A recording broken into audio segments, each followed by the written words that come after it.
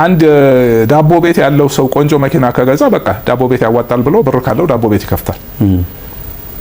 ለምን?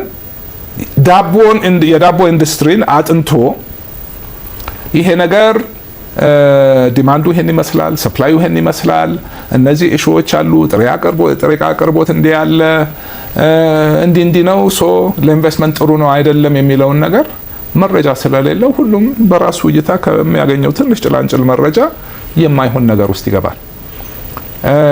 አንዱም ደግሞ እኮ አዲስ ስራ አዲስ ፈጠራም ስለሌለ የማይኖረው መረጃ ስለሌለ ነው። ሶ 8 ኢኮኖሚስቶች ነበሩን እዛ ዲፓርትመንት። ትርፍ አናገኝበትም።